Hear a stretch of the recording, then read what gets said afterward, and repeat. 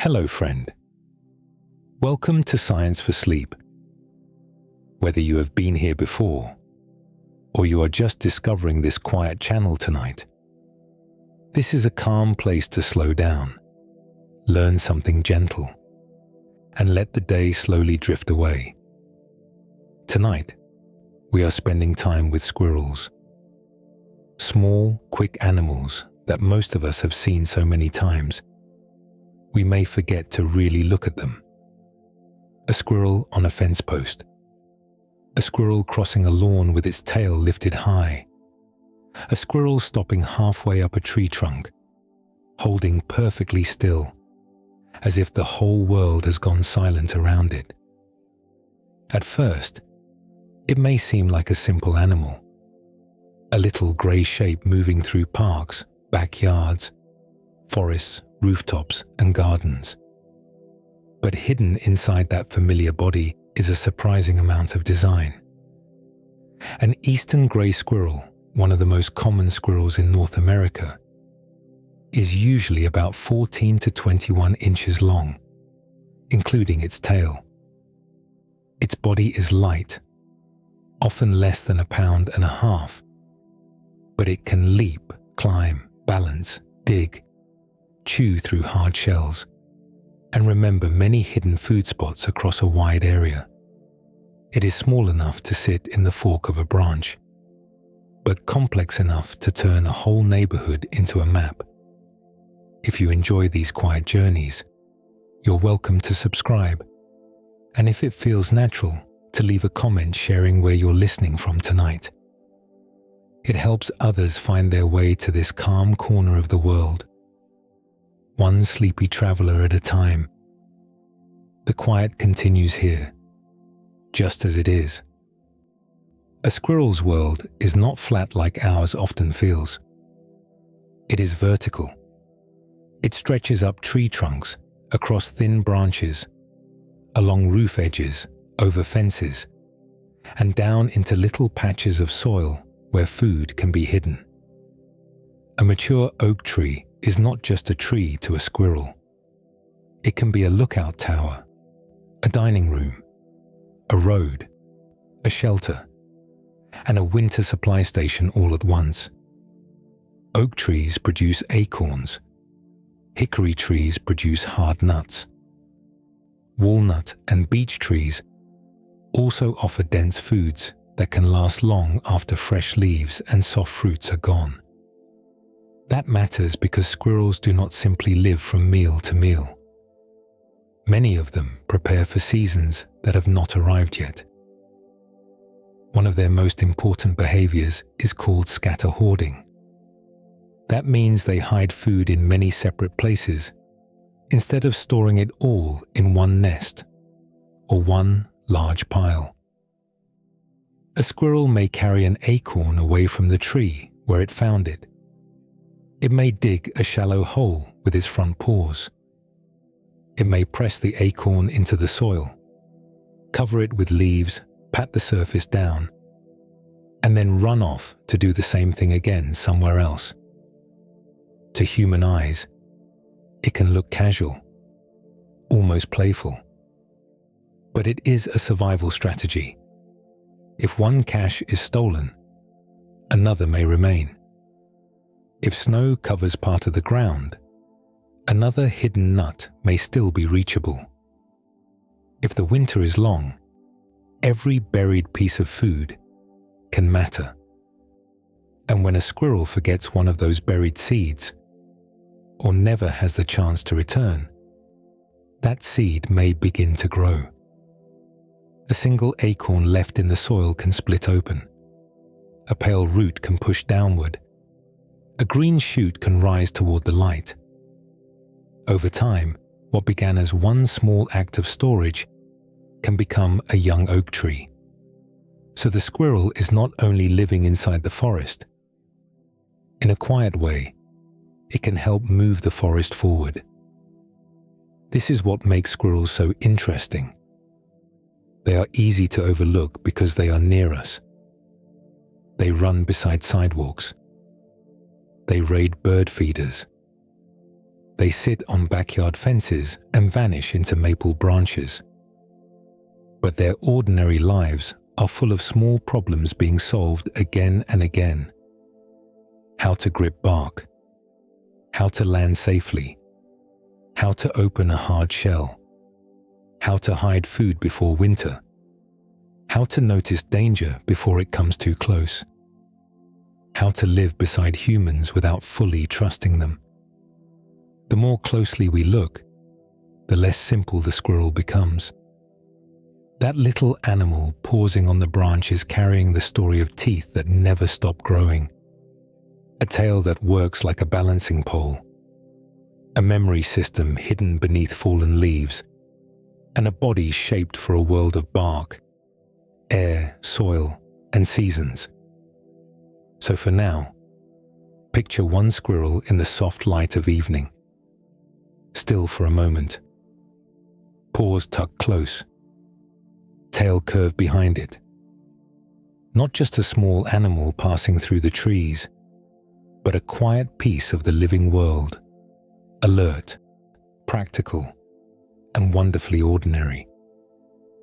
From that quiet pause, the squirrel can change direction almost instantly. One moment, it is still against the bark. A breath later, it is climbing upward in short, quick bursts, moving over the rough trunk as if the tree has become a road. For a human hand, bark can feel sharp, uneven, and hard to hold. For a squirrel, those ridges and cracks are useful. They create tiny places where claws can catch. Tree squirrels have sharp, curved claws on their toes, shaped for gripping surfaces that are too steep for most animals to climb with ease. Each claw works like a small hook. When the squirrel presses its feet against the trunk, the claw tips sink into cracks in the bark, giving the body enough hold to push upward. This is one reason a squirrel can move on a surface that looks almost vertical. The tree is steep, narrow, and full of changing textures. Some parts of the bark are dry and flaky. Some parts are smoother, where rain has darkened the wood. Some branches are thin enough to bend under weight. The squirrel's body is built for all of this shifting ground. Its hind legs are strong compared with its small frame. Those back legs provide the power for sudden leaps, fast starts, and upward jumps from one branch to another. When a squirrel springs from a trunk, the motion begins in the hind limbs.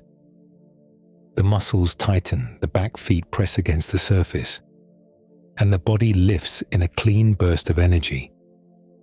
This is why squirrels often seem to launch rather than step. They do not need a flat path to move well. A branch, a fence rail, a stone wall, or the side of a maple trunk can all become part of the same travel route. Many tree squirrels can also rotate their hind feet far enough to climb down head first. This is a quiet but important detail. For many animals, going up a tree is easier than coming down. Gravity pulls the body forward. The head points toward the ground. The claws need to hold while the animal's weight shifts in an awkward direction. A squirrel solves this by turning its back feet so the claws can still hook into the bark. As it descends, the hind feet grip from behind, helping the animal lower itself with control. This is why a gray squirrel can rush down a trunk face first, stop suddenly, flatten its body against the wood, and then move again. Its body is reading the tree through pressure, balance, and touch. The front paws help guide the movement. The hind legs provide power. The claws provide grip. The flexible ankles change the angle of that grip. Together, these parts turn rough bark into a usable surface. The squirrel's body also stays close to the trunk when it climbs. That closeness matters because balance is easier when the center of weight stays near the surface. A squirrel does not hang far away from the tree like a loose object. It presses into the bark, keeping its limbs spread enough to hold, but close enough to move quickly. On a branch, the same principle continues. The squirrel lowers its body, places its paws carefully, and lets the branch become a narrow bridge. If the branch bends, the squirrel adjusts. If the branch forks, the squirrel can change course. If danger appears below, the same tree becomes a shelter wall. A squirrel can slip to the far side of the trunk, using the wood as a barrier between itself and whatever is approaching. A single tree can become many things in only a few seconds. The lower trunk becomes a climbing path. The forked branch becomes a lookout place. The leafy crown becomes cover. The far side of the bark becomes escape. This is arboreal locomotion, the science of moving through trees. Arboreal simply means tree living. For squirrels, tree living means the body must handle height, narrow footing, sudden gaps, and surfaces that change with every step. Speed helps, but speed alone would send the animal slipping from the bark. The real skill is controlled movement. Grip, push, turn, pause, and balance all happen together. That is why a squirrel climbing a tree can look almost weightless. The movement is quick, yet it is also precise. And while the claws and legs do much of the work, one feature follows every leap and every turn, rising behind the body like a soft moving rudder. The tail rises before the squirrel moves again. It lifts above the branch in a soft curve, wider than the body beneath it, catching the light along hundreds of fine hairs. As the squirrel crosses a narrow limb, the tail shifts slightly left, then settles back toward the center. The movement is small, but it matters. A squirrel crossing a branch is dealing with a thin, uneven surface that may bend under its weight. A branch can be only a few inches wide. Some are dry and firm. Some sway with wind. Some dip when the squirrel lands, then spring upward again. The tail helps the body adjust to those changes. When the squirrel turns, the tail can swing in the opposite direction, helping control the body's rotation. During a leap, it trails behind like a soft rudder, helping steady the animal, while its paws reach for the landing place. This kind of balance is especially important because squirrels move through a world where the ground is often far below them. A missed step on a high branch has real cost. So the tail becomes part of the climbing system, working with the claws, ankles, and hind legs. The claws grip the bark. The legs provide the push. The tail helps smooth the motion between one surface and the next. A squirrel may leap several feet between branches, land with its front paws first, then bring the rest of the body into line. The tail flicks, lowers, and lifts again as the animal regains control. In that moment, balance is not a single action. It is a chain of tiny corrections. The tail also speaks. When a squirrel spots a possible threat, the tail may begin to flick in sharp waves. The movement can be seen from a distance, even through leaves. This visual signal matters in a noisy place like a forest, where birds call, insects buzz, wind moves through branches, and sound can be blocked by bark or foliage. A tail flag is easy for other squirrels to notice. Tail flicking can signal alarm, irritation, or attention. A squirrel on a fence may flick its tail while watching a cat below. A squirrel near a food cache may lash its tail when another squirrel comes too close. A squirrel high in a tree may combine tail movement with short alarm calls, sending both sight and sound into the area around it. The tail does not carry one simple message every time. Its meaning depends on the setting, the speed of the flick, and what else the squirrel is doing. In calm moments, the tail may rest along the back or flow behind the body. When tension rises, it becomes more active. It turns emotion and alertness into movement that other animals can read. The tail also helps with temperature. In cold weather, a squirrel can curl up and wrap its tail around its body. The long hairs trap a layer of air close to the skin. That trapped air slows the loss of heat, much like a blanket holds warmth around a sleeping person. This matters during winter nights, when temperatures in northern forests and cities can fall below freezing for many hours. A squirrel resting in a dray, which is a leafy nest built high in a tree, may tuck its body tightly and fold the tail over itself. The same structure can help in heat. On hot days, especially when a squirrel rests in direct sunlight, the tail can be lifted or curved over the body to create shade. This reduces the amount of solar heat reaching the back. The effect is simple and physical.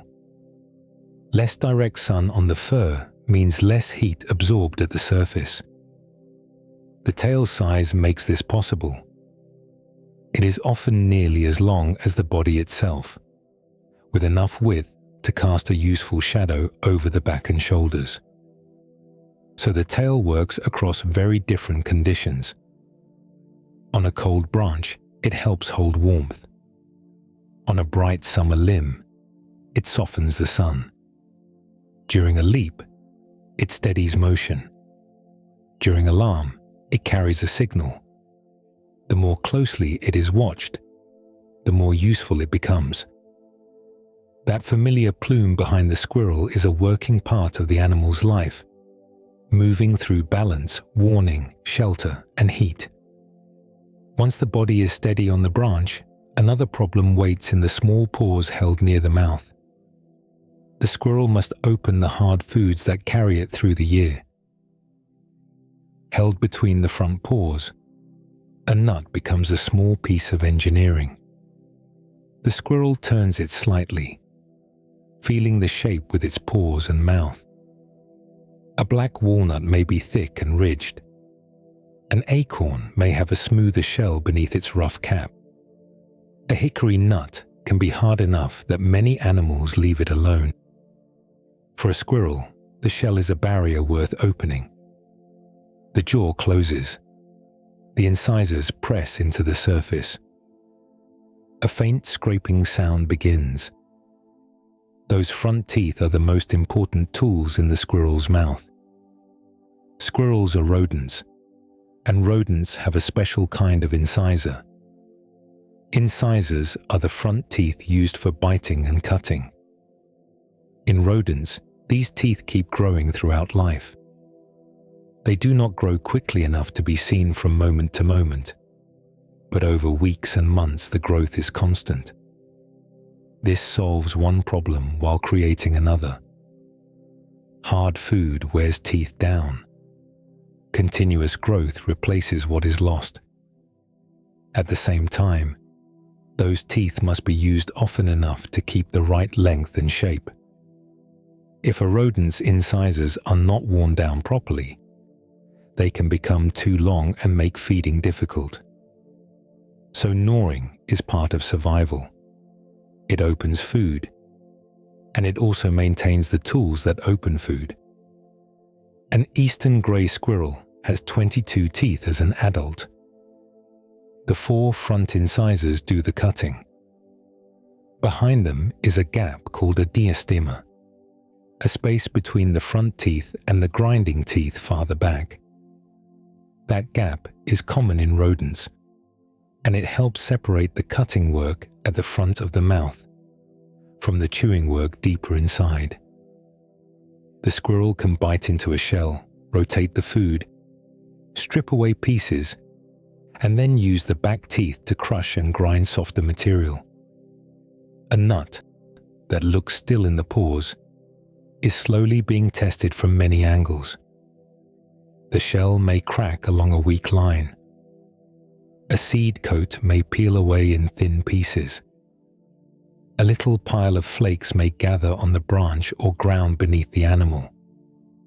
The front of each incisor has a harder enamel surface. Enamel is the tough outer layer of a tooth. The back side of the tooth is softer dentine. Because the softer part wears down faster, the tooth keeps a sharp edge as the animal gnaws. The shape renews itself through use. This is why chewing bark, twigs, shells, and other hard materials can be useful even when the squirrel is not eating every piece. The mouth is always being kept ready. A squirrel may chew on tree bark for food, moisture, minerals, or toothwear. It may open acorns from white oak or red oak. It may work at the shell of a walnut, a beech nut, a maple seed, or a pine cone scale. Each food asks something slightly different from the mouth. Acorns are common in hardwood forests because oak trees produce them in large crops. Beech trees produce small triangular nuts inside prickly husks. Hickory nuts and walnuts are tougher, with shells that take more force and patience. The squirrel's jaws and teeth allow it to use foods that are difficult for many smaller animals to reach.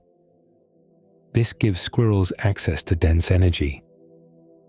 Nuts and seeds often contain fats, starches, and proteins that help carry an animal through cold weather, breeding seasons, and times when fresh green food is scarce. A single acorn is small, but to an animal weighing around a pound, it can matter. The squirrel does not need to understand the chemistry. Its body simply follows the value of the food. The paws hold. The jaw presses. The teeth wear down and renew their edge. That small, steady chewing is a lifelong maintenance rhythm. Even on a quiet branch, with the tail resting behind the body and bits of shell falling softly below, the squirrel is solving more than hunger. It is keeping its most important feeding tools in working order. Those teeth make hard foods possible, and hard foods change the squirrel's whole year because the forest offers much more than acorns alone. That wider forest menu begins with the familiar picture.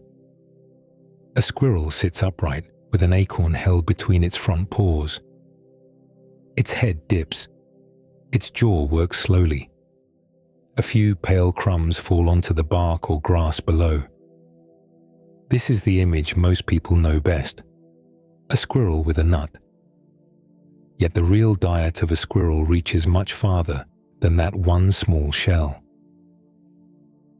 Eastern grey squirrels eat acorns, walnuts, hickory nuts, beech nuts, maple seeds, and many other tree seeds.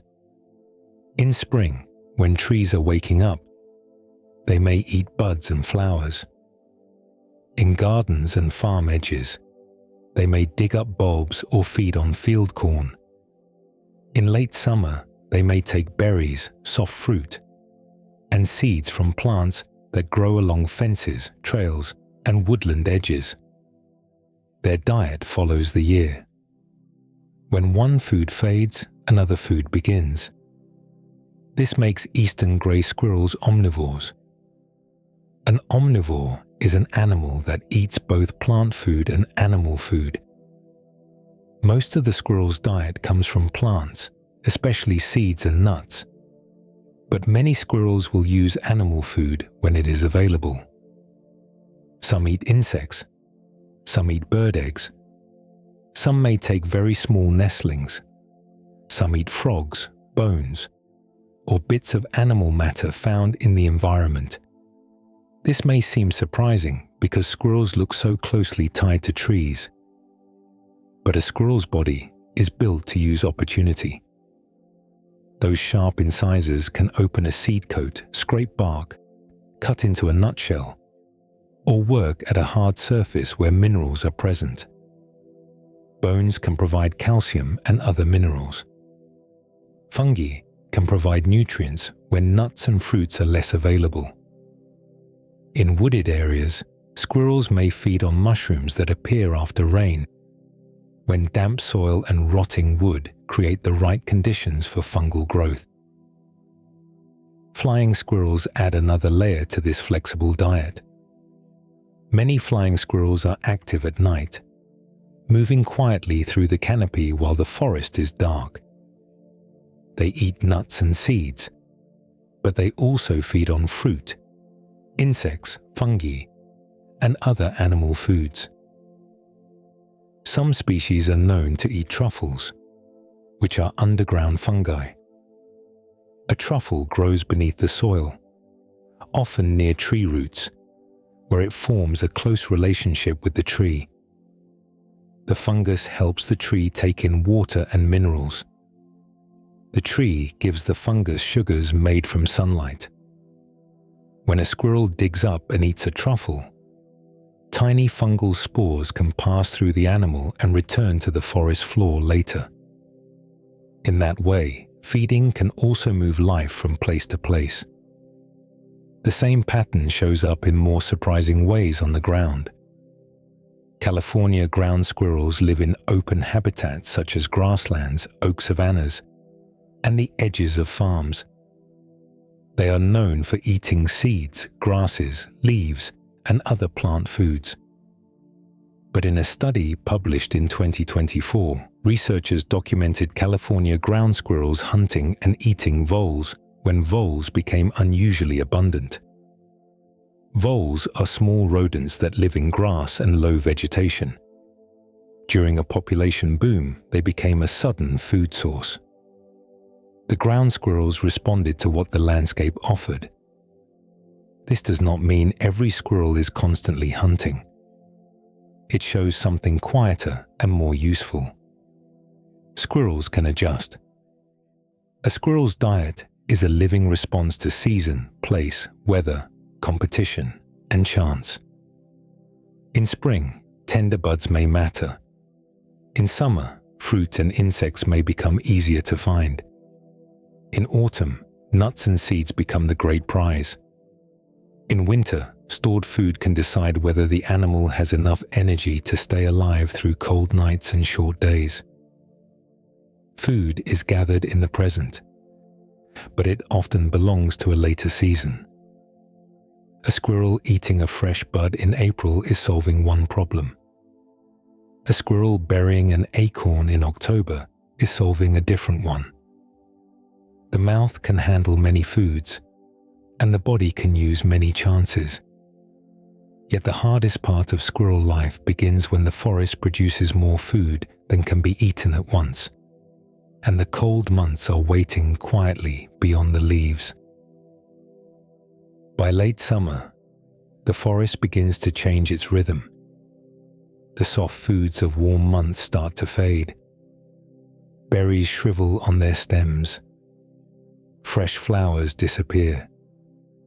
Leaves thicken, dry at the edges, and begin to loosen from the branches above. Then the harder food begins to fall. An acorn taps onto the soil. A walnut drops with a heavier sound. A hickory nut lands beneath a tree, wrapped in its green outer husk. For a squirrel, Autumn is one of the most important times of the year. The forest briefly produces more food than one small animal can eat in a day. Under oak trees, acorns may scatter across paths, roots, moss, and leaf litter. Under beech trees, small triangular beech nuts can gather inside prickly husks. Walnut trees release round fruits with thick coverings that stain the ground dark as they soften. Hickory trees drop hard-shelled nuts that may stay useful long after softer foods have spoiled. This seasonal crop is called mast. Mast means the nuts, seeds, and fruits produced by trees and shrubs, especially the kinds that feed wildlife. Oaks, beeches, hickories, walnuts, chestnuts, and many shrubs can all produce mast. Some mast is soft, like berries. Some mast is hard, like acorns and nuts. Hard mast is especially valuable because it can last. It can sit beneath leaves. It can be buried in soil. It can remain useful after frost has browned the plants around it. Eastern grey squirrels often do well in forests with mature hardwood trees, because those trees produce foods that can be stored for winter. An oak is valuable because of its acorns. A walnut tree is valuable because of its dense, oily nuts. A hickory tree is valuable because its shell protects the food inside. A beech tree can feed many animals with small nuts that arrive in autumn. These foods are compact packets of energy. They carry fats, starches, and proteins in a form a squirrel can carry in its mouth. A squirrel weighing around a pound cannot drag a whole branch into a nest. It cannot store a summer field or a green tree crown. It can carry one acorn, then another after that. The timing matters because mast does not arrive evenly every year. A mast year is a year when trees produce an unusually large crop of nuts or seeds. A poor mast year produces much less. In a heavy oak year, the ground may seem covered with acorns. In a poor year, a squirrel may have to search longer, travel farther, and compete harder. Tree scientists have studied mast years because they affect many animals at once. Deer, turkeys, mice, jays, bears, chipmunks, and squirrels can all respond to the size of the crop.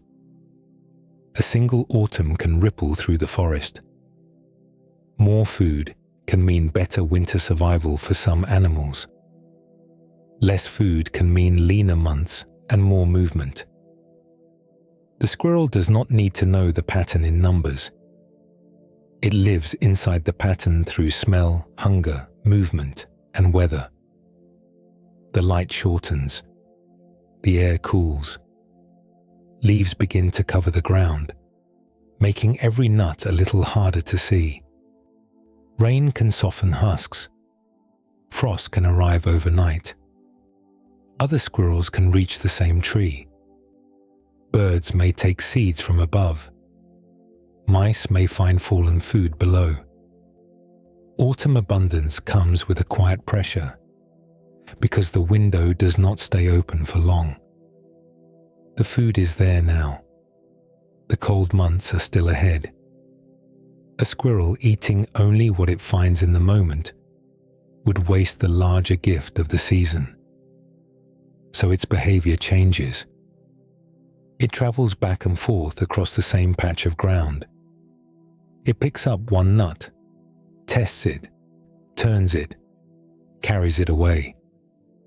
The forest floor becomes less like a dining place and more like a timed puzzle. Every acorn has to be judged. Every walnut has to be moved or opened. Every useful piece of food has to be matched against weather, distance, hunger, and theft. The squirrel cannot carry autumn into winter all at once, so it begins to divide the season into hidden pieces, one small burial at a time. The squirrel lifts one acorn in its mouth and leaves the tree behind. It could eat the acorn near the roots where it fell. Instead, it carries it across the ground, past dry leaves, small stones, moss, and the curled edges of fallen oak leaves. The distance may be only a few yards. Sometimes it may be farther. The squirrel stops in a patch of loose soil, where the ground is soft enough to dig. Its front paws move quickly. A shallow hole opens beneath the leaves. The acorn slips inside. Then the squirrel pulls soil back over it, presses the surface down, and brushes leaves across the place until the ground looks almost ordinary again. A few seconds later, the animal is gone. This behavior is called scatter-hoarding. Scatter-hoarding means hiding food in many separate places. Each acorn, walnut, or hickory nut becomes its own small store. A squirrel may repeat this action again and again during autumn, carrying one piece of food at a time away from the place where it was found. Some eastern grey squirrels may create several thousand caches in a season. A cache is a hidden store of food. It can be as small as a single buried acorn. The other main storage style is called larder hoarding. A larder is a central storage place, like a pantry. Some animals gather food into one main chamber, nest, tunnel, or pile. That method can work well when the storage place is protected. It also creates a clear risk. If another animal finds the main store, much of the food can disappear at once. Scatter hoarding spreads that risk across the landscape. One buried acorn may be stolen by another squirrel. One walnut may be found by a mouse. One cache may be covered by snow, washed by rain, or lost beneath deeper leaves. A different cache may stay hidden and usable. The strength of the system comes from separation. Many small hiding places make the loss of any single one less serious. For a small animal facing winter, this matters. A squirrel cannot defend every nut all the time. It cannot stand guard over the whole forest floor. It can place food in enough separate spots that some of it remains available later. The forest slowly becomes a kind of map. A maple root may mark one hiding place.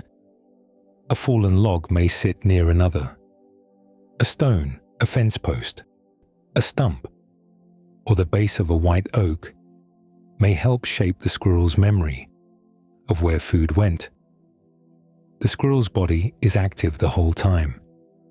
It carries, digs, covers, pats, and leaves.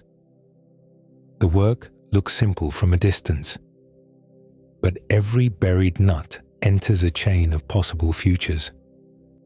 Some caches are recovered days later. Some are saved for colder weeks. Some are discovered by other animals and eaten. Some remain in the soil long enough for the seed inside to change. An acorn buried at the right depth can stay moist, protected from drying air, and hidden from surface feeders. If it is never recovered, the shell may split. The first root may push downward. A young shoot may begin moving upward through the dark soil. For the squirrel, the cache began as food. For the forest, that same cache can become a new tree. This is why scatter hoarding carries more meaning than it first seems to have. It is a winter strategy for one animal, spread across the ground in hundreds of tiny decisions.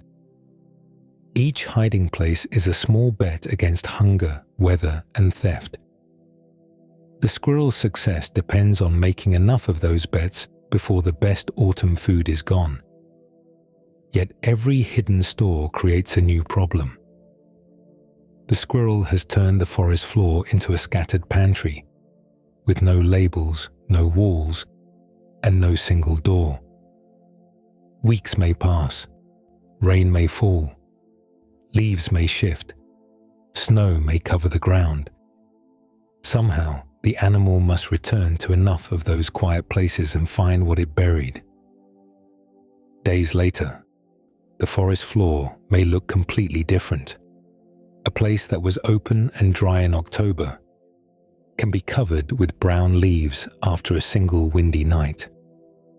Rain can press those leaves flat against the soil. A light snowfall can smooth the ground until roots, stones, and old digging marks nearly disappear. Still, an eastern grey squirrel can return to many of its hidden stores. It does this with more than one kind of information. Smell helps. A buried acorn or walnut gives off chemical traces that can rise through loose soil, especially when the ground is damp. The squirrel's nose can search those faint scent trails close to the surface. Yet smell has limits. Dry soil holds scent differently than wet soil. Snow and frozen ground can block or weaken odors. A nut buried beneath several inches of packed leaves may leave fewer clues than one hidden in soft exposed earth. So the squirrel also depends on memory. Spatial memory is memory for places. It is the kind of memory that lets an animal connect food with a location, a tree root, a stump, a bend in a path, or the base of a fence. A squirrel may remember that a nut was hidden near the left side of a fallen log. Another may be stored near the roots of a red oak. Another may sit close to a stone wall, where grass gives way to bare soil. These landmarks matter because the forest is always changing in small ways. Leaves move, shadows shift, new smells appear after rain. The main shapes of the place remain more stable. Tree trunks stay rooted. Large rocks stay in place. Old logs decay slowly over months and years. The squirrel's hidden pantry is spread through this steady background. Researchers have found that squirrels are better at recovering their own caches than random chance would allow.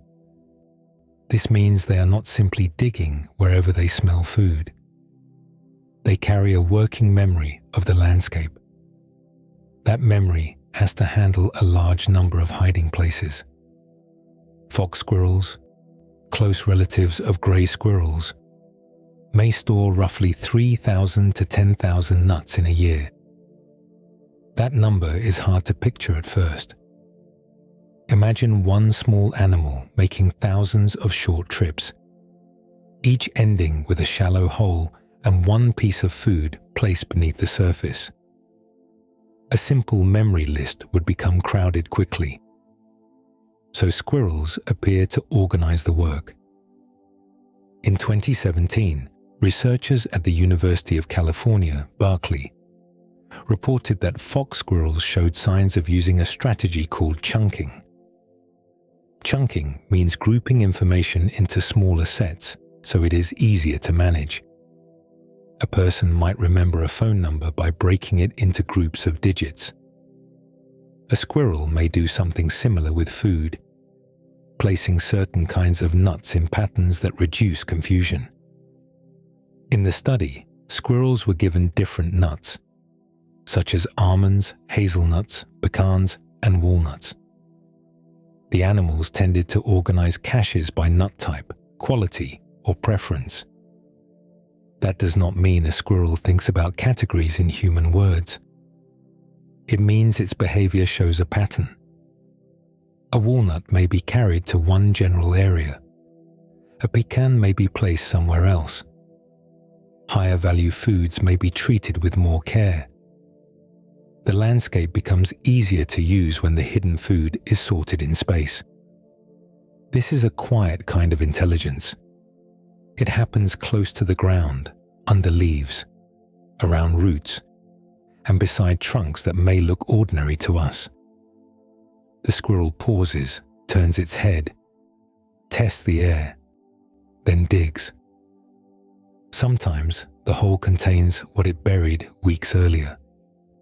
Sometimes the cache is gone. The missing food may have been taken by a mouse, a blue jay, another squirrel, or rainwater moving through the soil. Each search gives the animal new information. The map in its memory is always being updated. Food is found, food is lost, and food is moved again. A squirrel living through autumn and winter is working with smell, place, habit, and choice all at once. The hidden nuts under the leaves are only part of the system. The other part is inside the animal, carried quietly as it moves through the same trees again and again. Yet a stored map stays safest when it belongs to only one squirrel.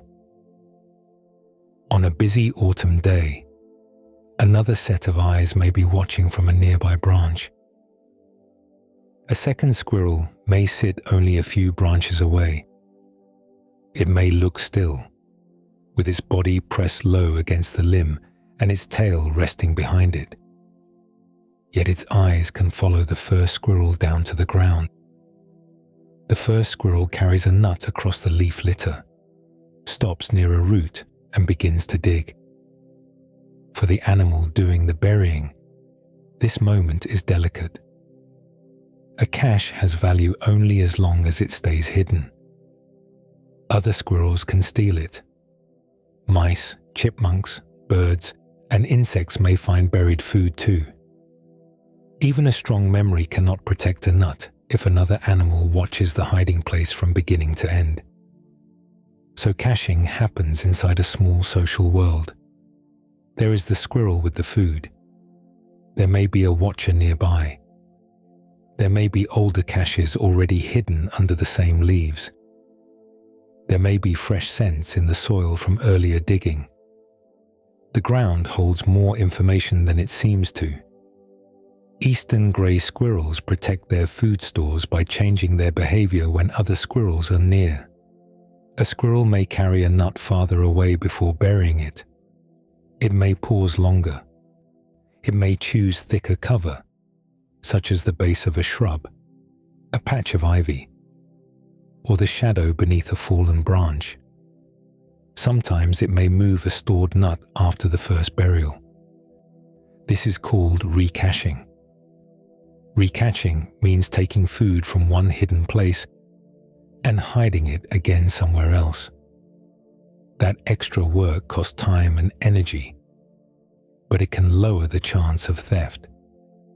If a squirrel thinks a cache has been seen, moving it can make the old hiding place less useful to the watcher.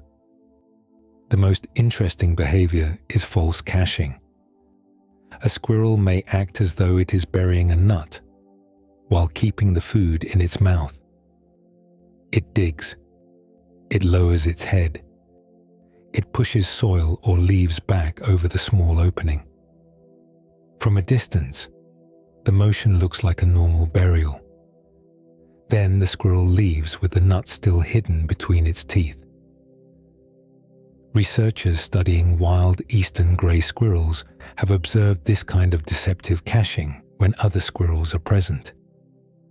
Deceptive, in this sense, means the behavior can mislead a watcher. The squirrel does not need to plan deception in human language. Its body follows a useful pattern. When being watched, it sometimes creates an empty hiding place. A nearby squirrel may inspect that spot later and find nothing. The real food may be buried somewhere else.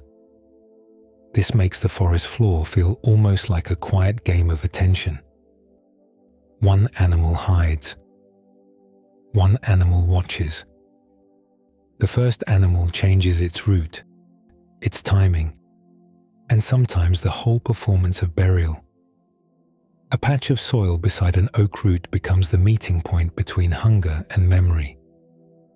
The act lasts only seconds, but many things are happening at once.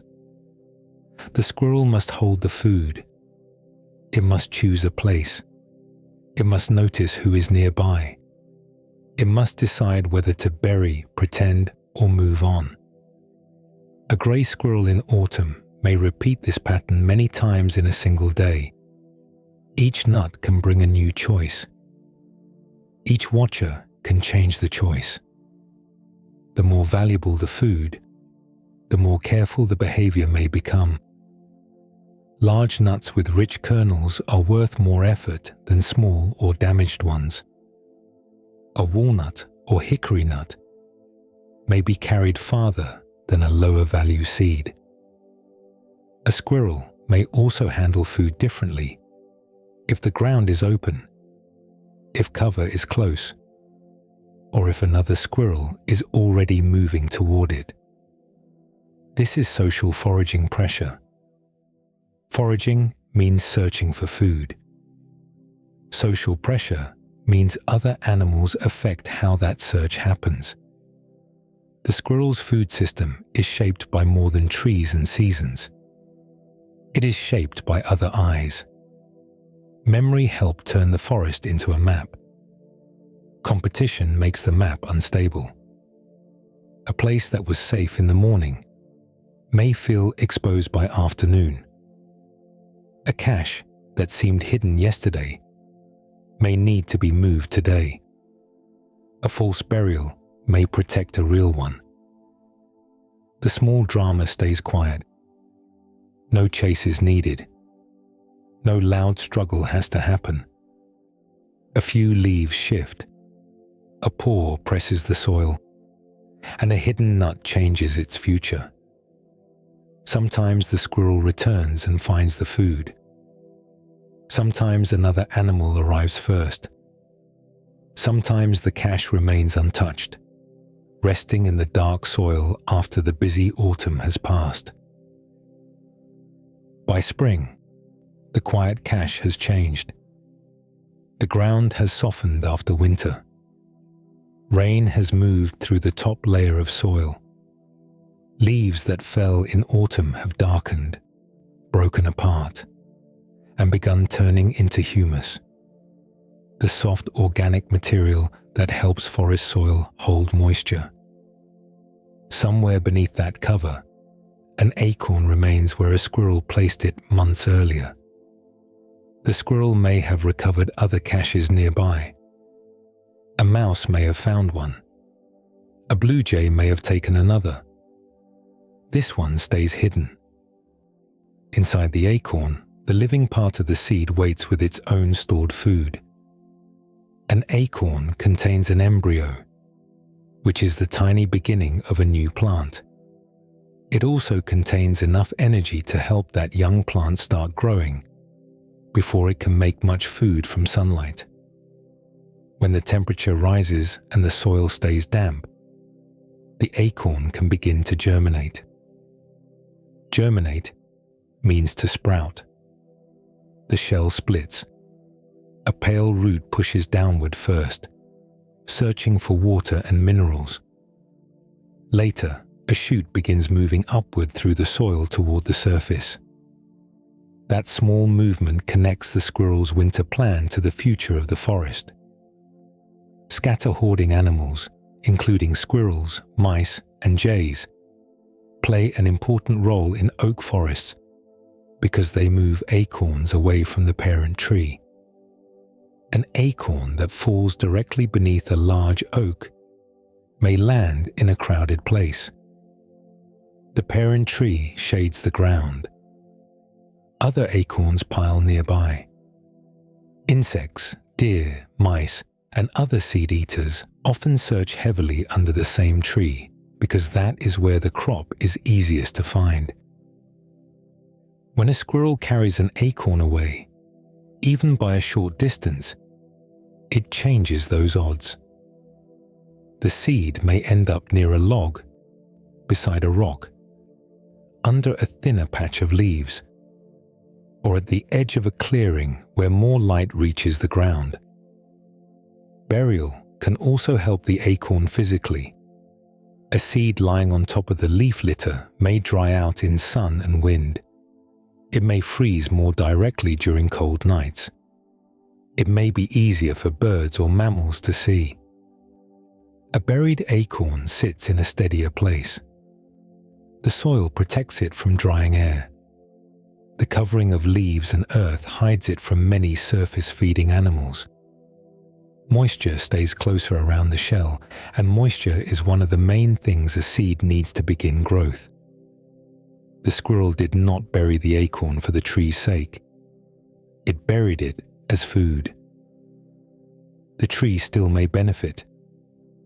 This is the quiet exchange at the heart of scatter-hoarding. A squirrel stores more food than it will recover perfectly.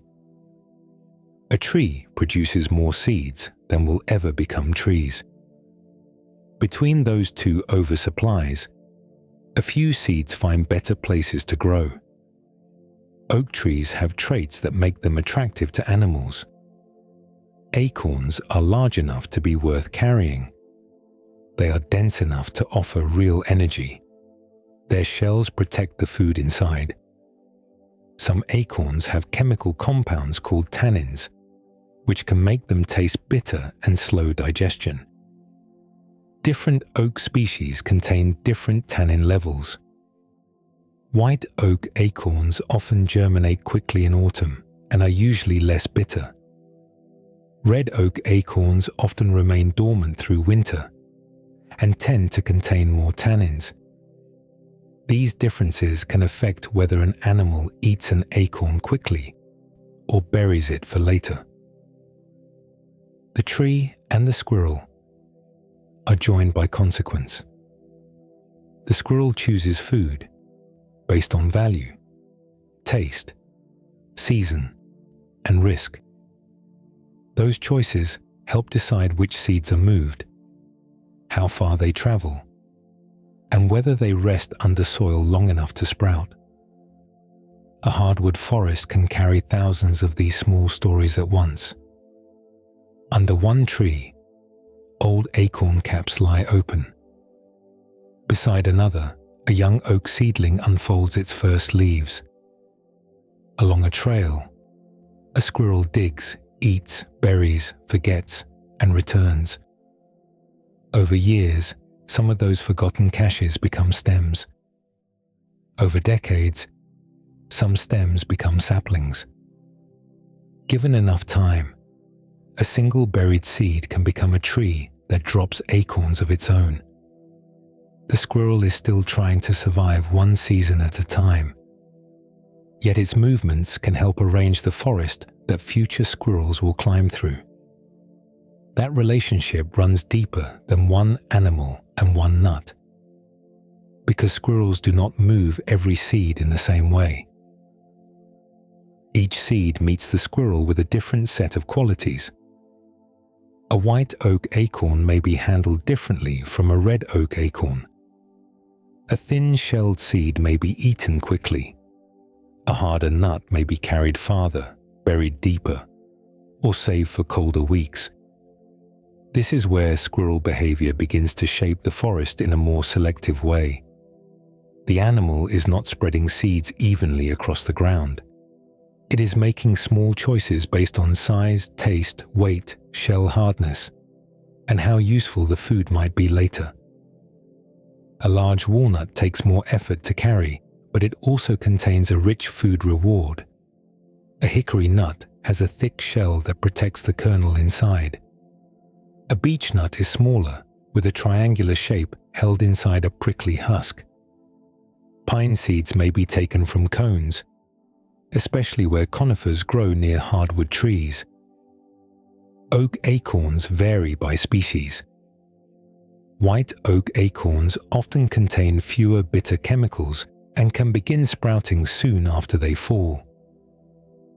red oak acorns usually contain more tannins.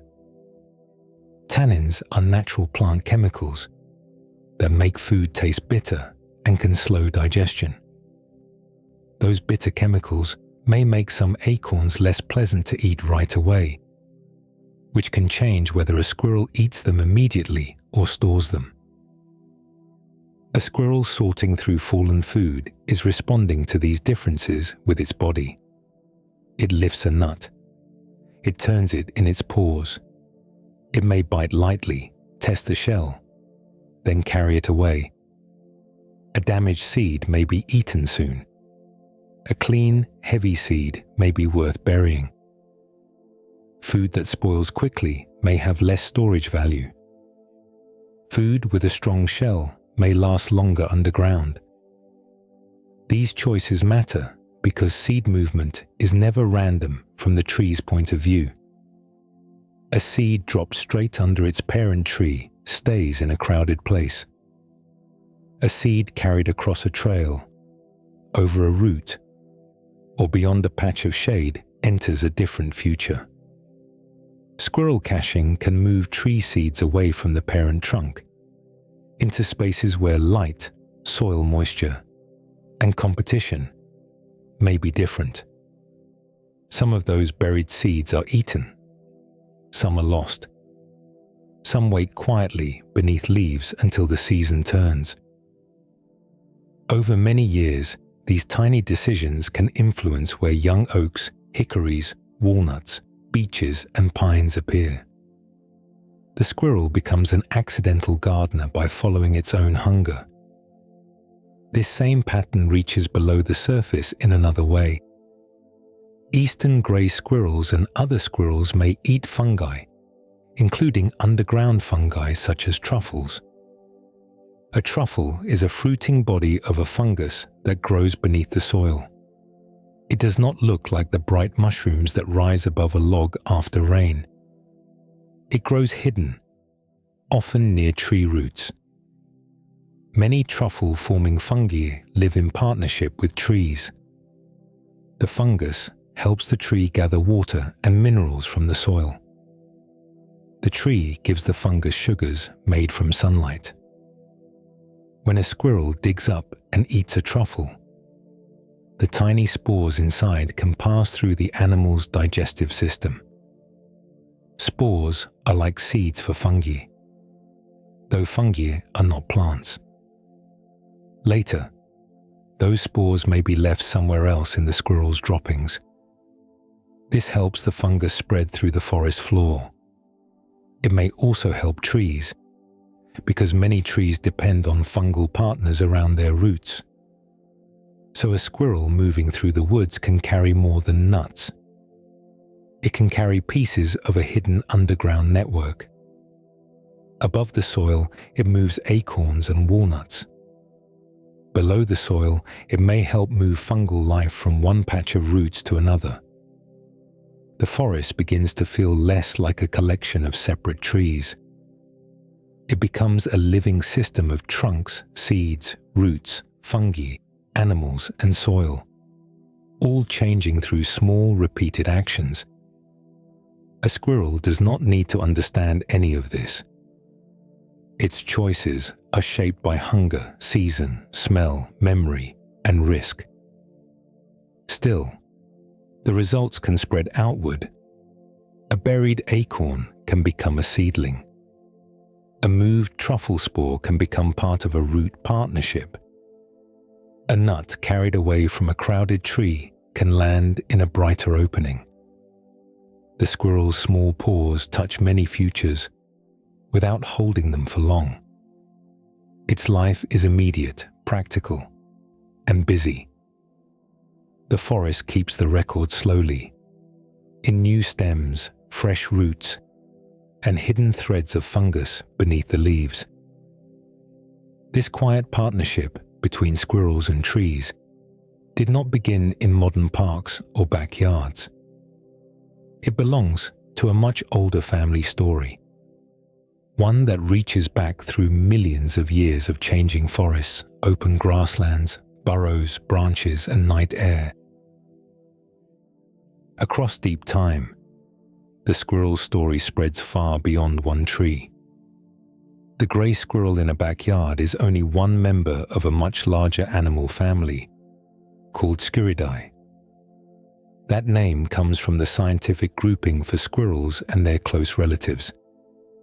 It includes the tree squirrels that race along branches. It also includes ground squirrels that live in burrows, chipmunks that move through leaf litter, prairie dogs that build colonies in grasslands, marmots that rest among rocks and alpine meadows, and flying squirrels that glide through forests at night.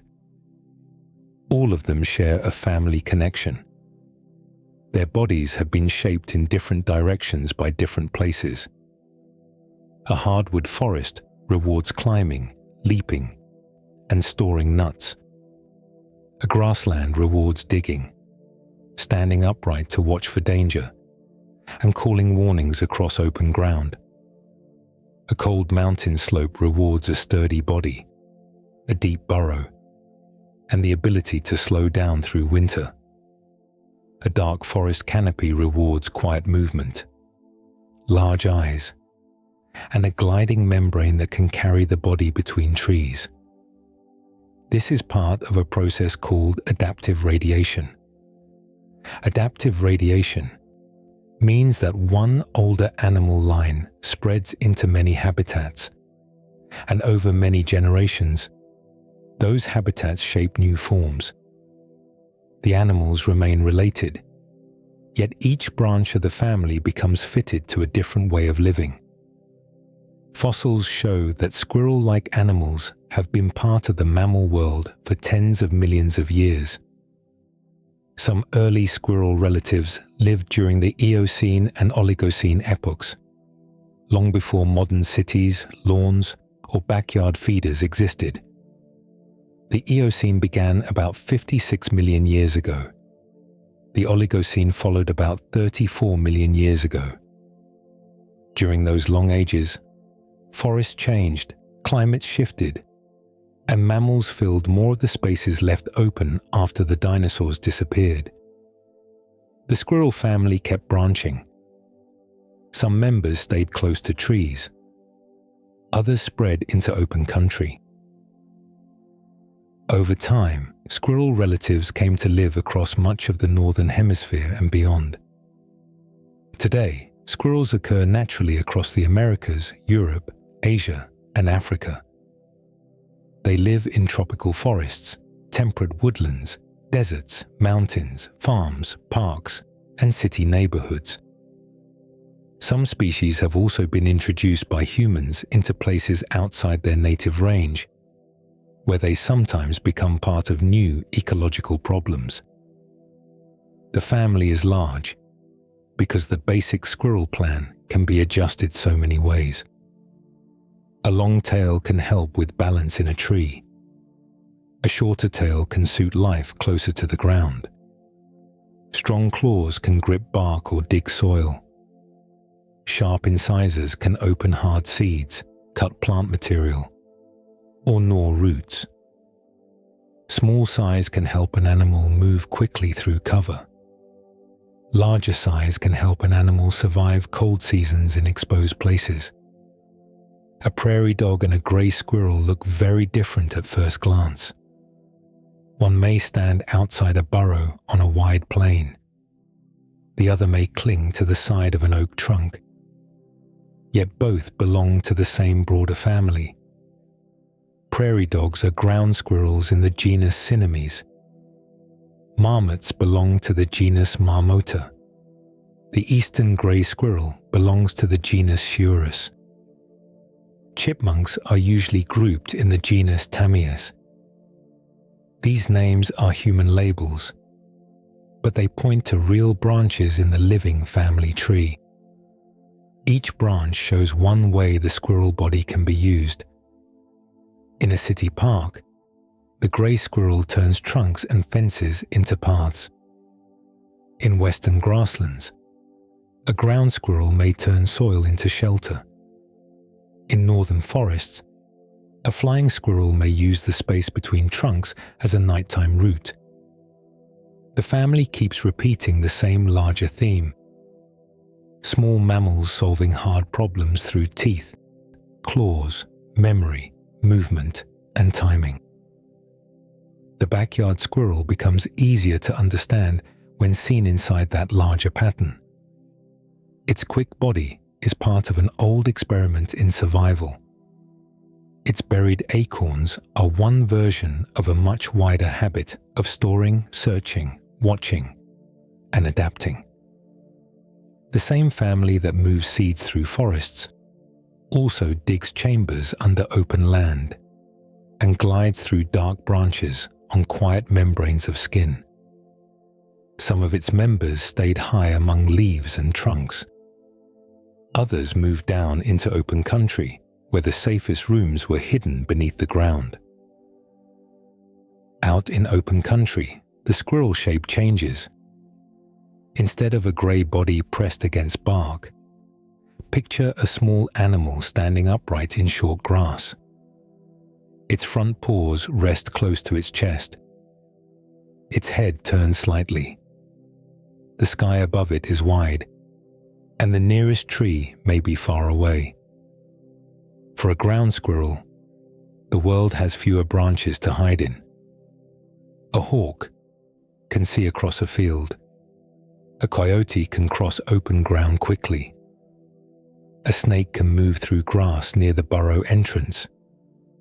In places like prairies, meadows, deserts, alpine slopes, and dry oak savannas, safety depends on a different set of tools. Ground squirrels include prairie dogs, marmots, antelope squirrels, California ground squirrels, and many smaller species that spend much of life near tunnels. Prairie dogs are members of the squirrel family.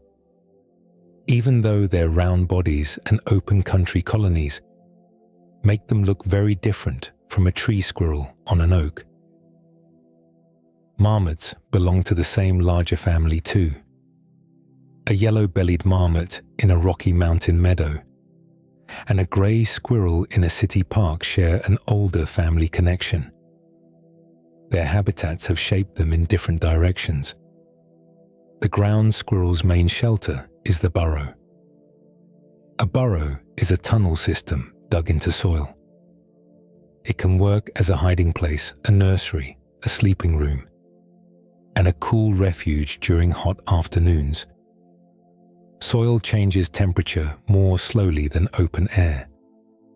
On a summer day, the ground surface may heat quickly under direct sun, while the deeper tunnel stays cooler. During cold weather, the burrow can hold a steadier temperature than the exposed grass above. This gives ground squirrels a protected space in a landscape where shelter may be spread far apart. Some burrows are simple. Others have several entrances, side tunnels, and chambers lined with dry grass. Prairie dog colonies can contain many connected territories across open grassland. Their tunnel openings are often surrounded by raised mounds of soil. Those mounds can help keep water from pouring in, and they also give the animals a slightly higher place to stand while scanning the horizon. Vision matters in open land, so does sound. Many ground squirrels use alarm calls when danger appears. A call can send nearby animals toward their burrows before the threat reaches them. Black-tailed prairie dogs are famous for complex calls that can change depending on the kind of animal nearby. Other ground squirrels may give sharp whistles, chirps, or trills. The sound moves quickly across a colony, through grass and open air. One alert animal can change the behavior of many others. This group awareness is one of the ways ground squirrels solve the problem of living where hiding places are limited. A tree squirrel may use a trunk as a wall. A ground squirrel may use distance, warning calls, and a tunnel entrance only a few steps away. Winter creates a different challenge. some ground squirrels hibernate. Hibernation is a deep rest state where the body slows down to save energy. The heart beats more slowly. Breathing drops. Body temperature can fall. The Arctic ground squirrel is one of the most extreme examples. It lives in Alaska, northern Canada, and Siberia, where winters can be long and severe. During hibernation, its body temperature can drop below the freezing point of water for short periods, while its blood and tissues avoid freezing. That ability lets it survive months when green plants, seeds, and insects are buried under snow or locked away by cold. Marmots also hibernate, often spending much of winter sealed inside underground dens. For these squirrels, winter is solved by slowing the body, rather than by racing through branches to hidden food. The squirrel family keeps changing with the land beneath it. Trees shaped climbers, grasslands shaped watchers and diggers, mountains shaped animals that can sleep through long, cold seasons underground. A burrow entrance in an open field may seem plain, just a dark oval in the soil.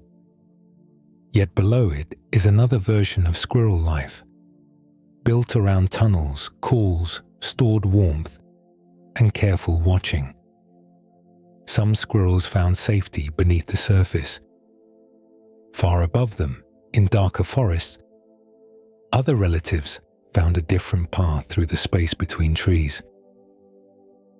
In the dark canopy, the path is made of empty space. A flying squirrel waits on the side of a tree trunk after sunset.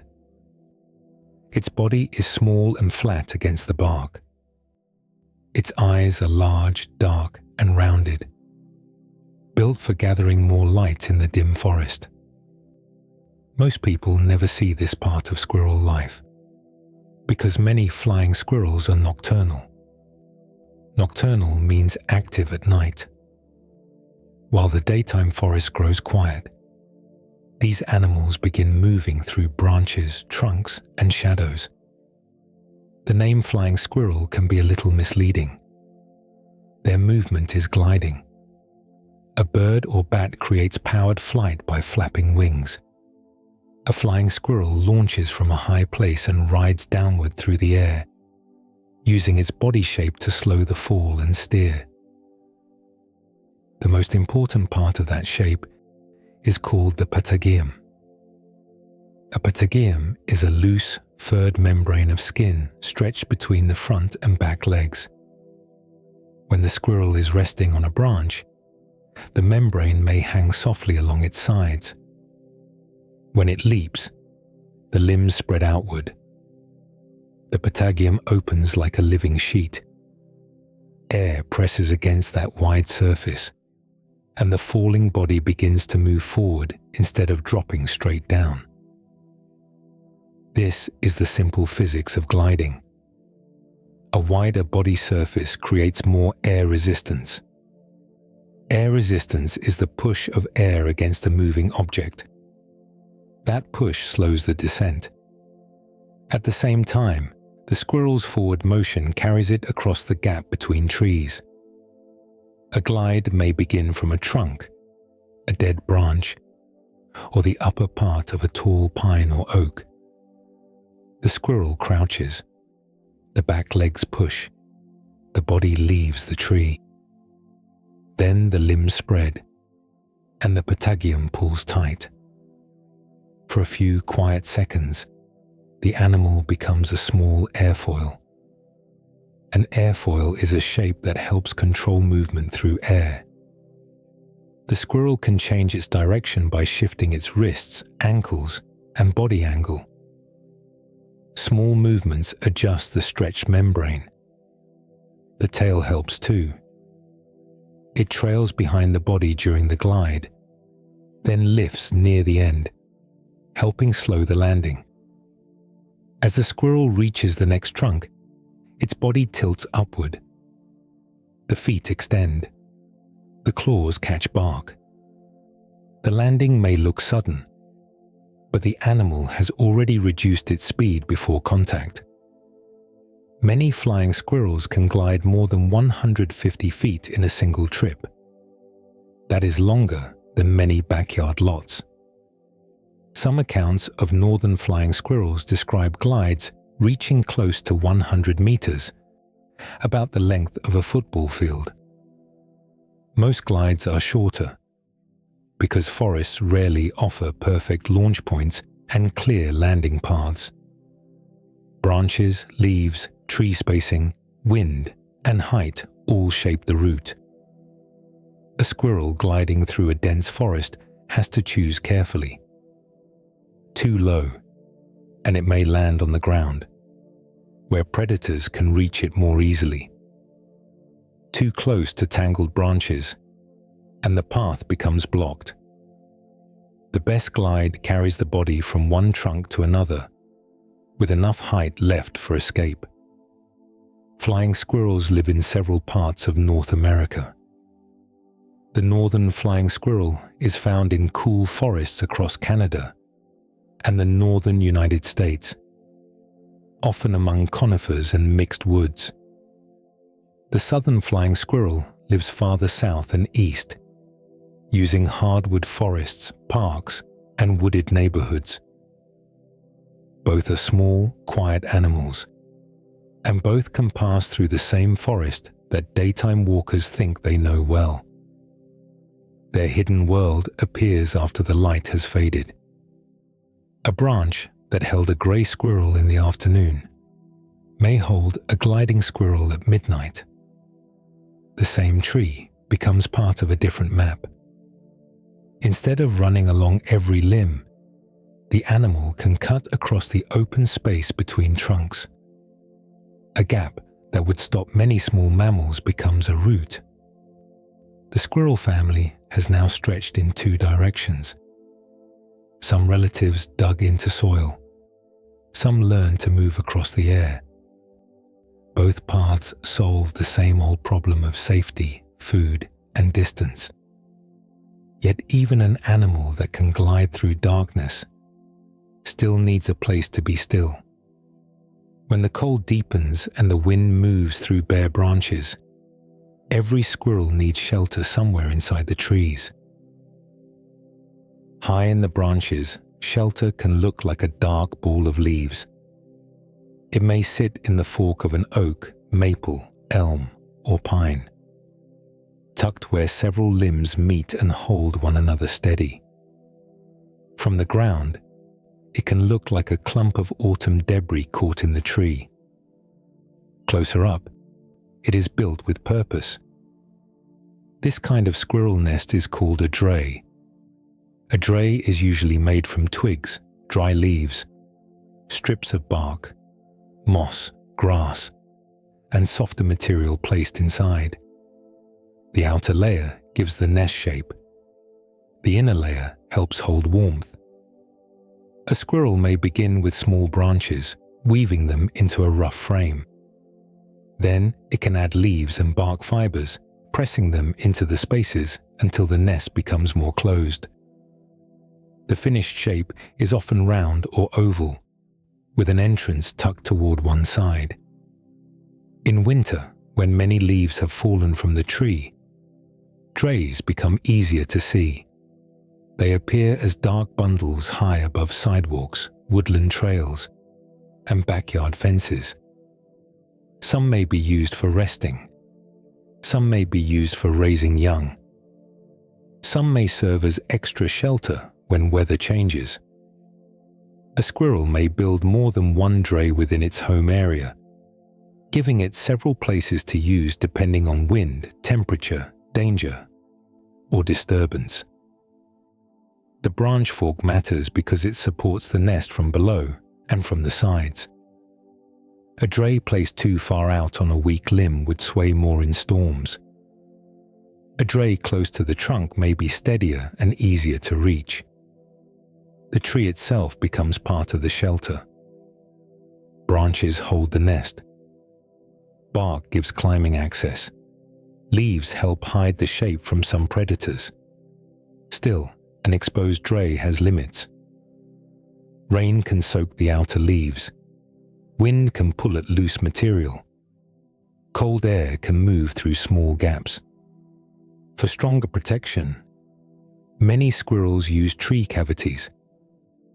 A cavity is a hollow space inside a trunk or large branch. It may form after a branch breaks, after fungi soften the wood, or after a woodpecker opens a hole. A cavity can be warmer and more secure than a leaf nest because the tree surrounds it with solid wood. The entrance may be small, while the chamber inside is larger. That kind of space can block wind, reduce rain exposure, and make it harder for some predators to reach the animal inside. Old forests often provide more natural cavities because they contain more mature trees, broken limbs, dead wood, and softened trunks. In younger forests or city neighborhoods where large old trees have been removed, good cavities may be harder to find. That can make drays more important.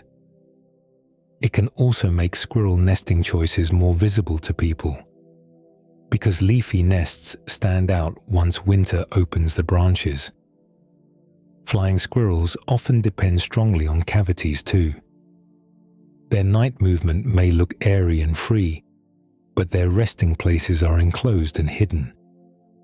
Northern and southern flying squirrels can use old woodpecker holes, natural hollows, and sometimes nest boxes placed by people. In cold weather, flying squirrels may share nest spaces with others. Several small bodies resting close together can conserve heat.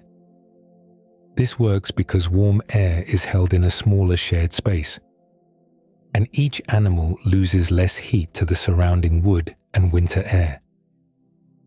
The shelter creates a microclimate. A microclimate is a small local climate within a larger one. The outside air may be below freezing, while the inside of a lined cavity or thick dray stays calmer, drier, and less exposed. For a squirrel, that small difference can matter through a long night. The nest is also part of the life cycle. It is where the animal rests after searching for food. It is where cold weather is softened by leaves, bark, and fur. It is where young squirrels may begin life before they are ready for branches, claws, and open air. Inside that hidden room, the quick animal of fences and tree trunks begins in a very different form, small, blind, and fully dependent on the warmth around it. Within the lined chamber of leaves, bark fibers, and dry grass, a new squirrel begins life far from the open branches.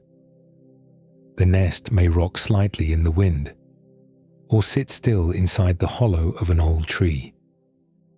Outside, adult squirrels can leap across gaps, turn on bark, and run along narrow limbs. Inside, the young begin with almost none of that control.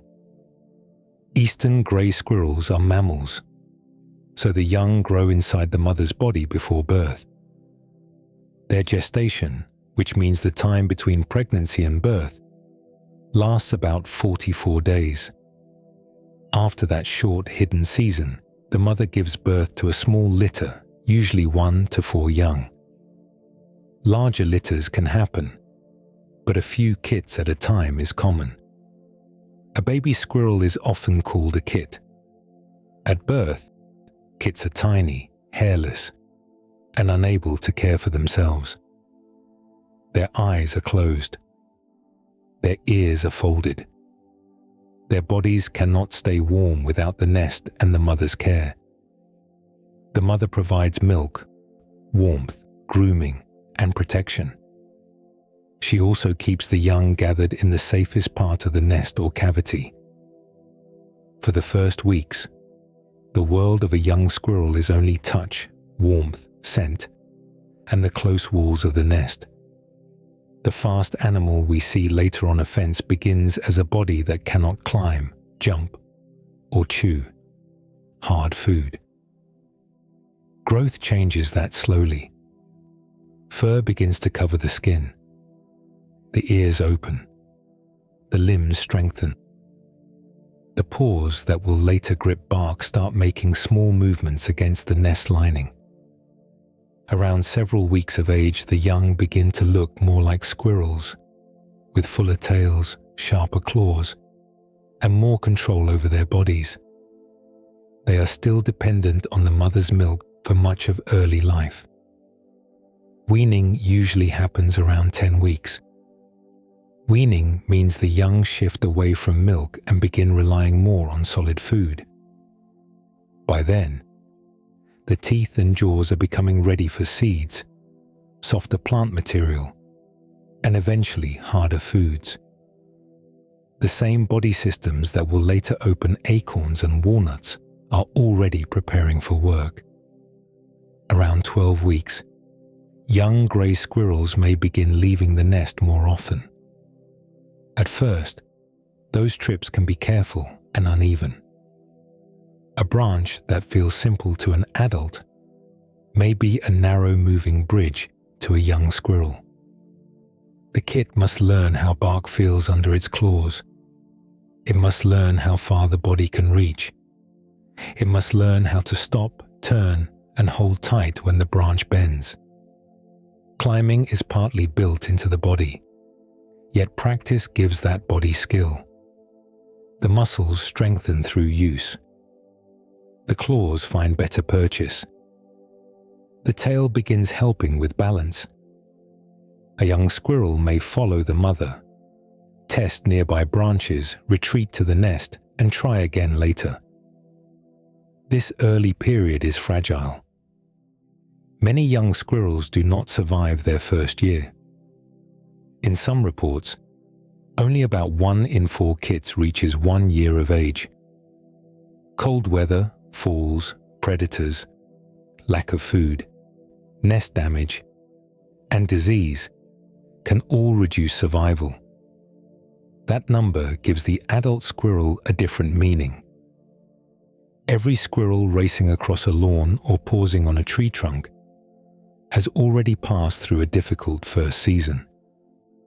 Its agility is the result of growth, practice, and many small successful choices.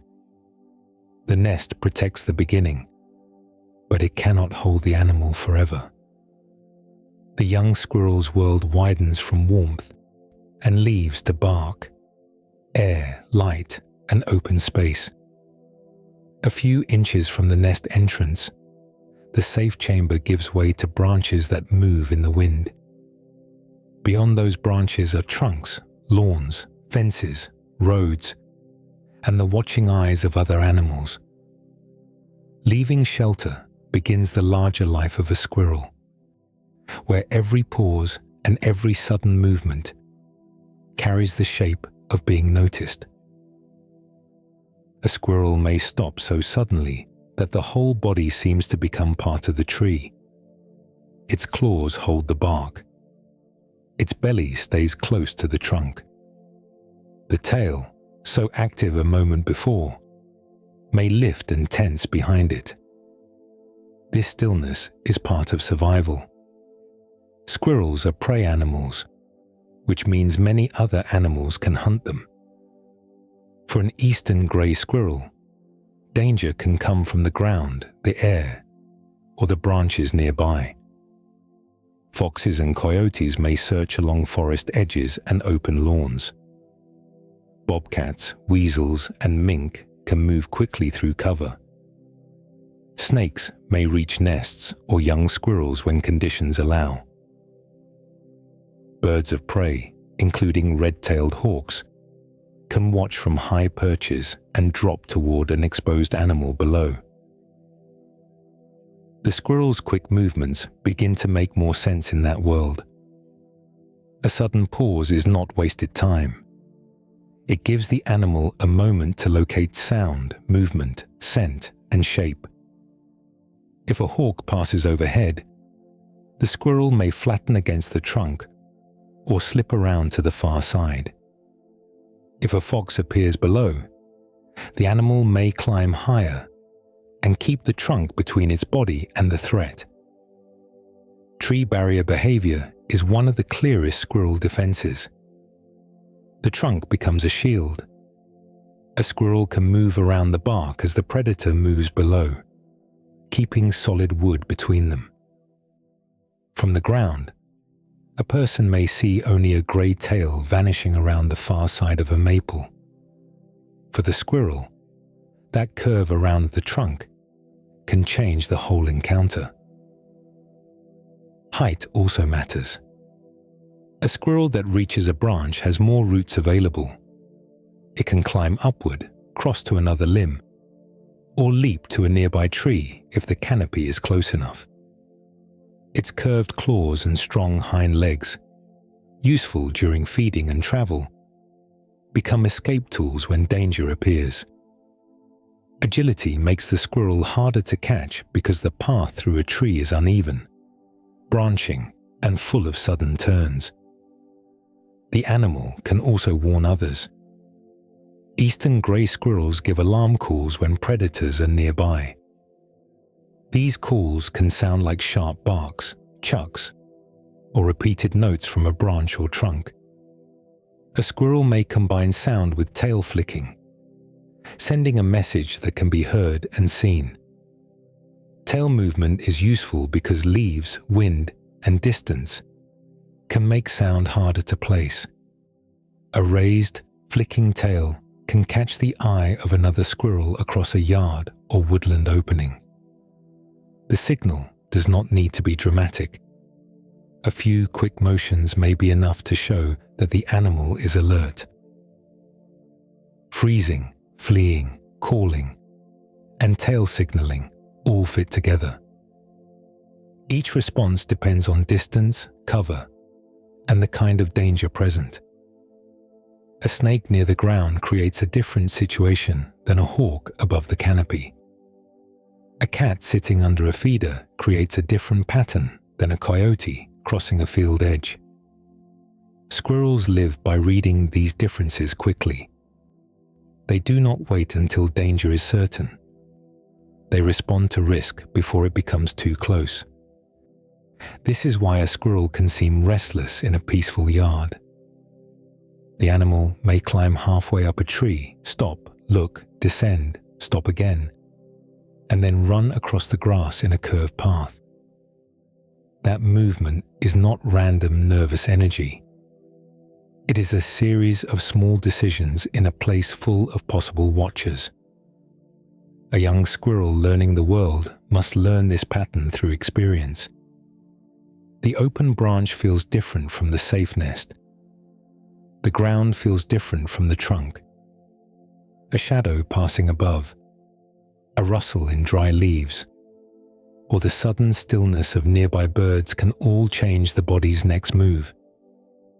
Vigilance becomes part of daily life. It sits behind feeding. It sits behind climbing. It follows the squirrel when it carries food, builds nests, raises young, and crosses from one tree to another. Even in a city park, where benches, sidewalks, fences, and lawns replace parts of the forest, that same watchful system continues working. There, the squirrel must learn a newer pattern moving through its world, the slow approach of people.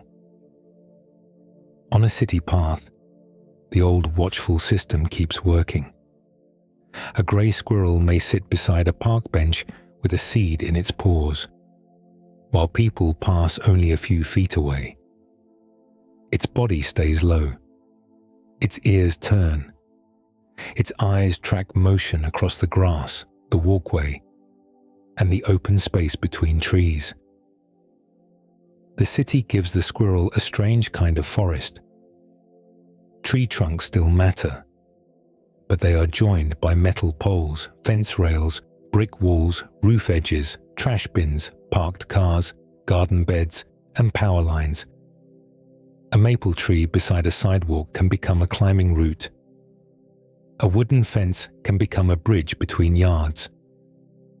A telephone wire can carry the animal above a road. A rooftop can offer height, warmth, and a safe pause before the next movement. For a squirrel, these human-made surfaces can work like branches and trunks. They create paths above the ground. They create hiding edges. They create lookout points where the animal can stop and judge what is moving nearby. Urban squirrels often live around parks, campuses, cemeteries, backyards, and tree-lined streets because these places hold both food and structure. There may be oaks dropping acorns along a path. There may be maples, pines, gardens, lawns, and bird feeders. There may also be people moving through the same spaces every day. A city squirrel cannot flee from every person. That would waste too much energy. In busy parks, people may pass all morning and all afternoon. Some walk straight along the path. Some stop to look. Some leave the walkway and come closer. The squirrel has to sort those movements into levels of risk. Researchers studying grey squirrels in New York City measured how the animals responded to pedestrians. They looked at alert distance, which means the distance at which the squirrel first became watchful. They measured flight initiation distance, which means the distance at which the squirrel began to flee. They also measured distance fled, or how far the animal moved away. The details are revealing. When a pedestrian stayed on the footpath and did not look directly at the squirrel, only about 5% of squirrels showed alert behavior. The person was moving through the expected channel of the park. The path itself seemed to matter. When a pedestrian left the path and looked toward the squirrel, about 90% of squirrels moved away. The same kind of animal, the same city setting, and a very different response. The squirrel was reading direction, gaze, and distance. A person walking past on a path may be background movement. A person stepping off the path while staring can become a more direct signal. This is urban risk discrimination. Discrimination here means telling differences apart.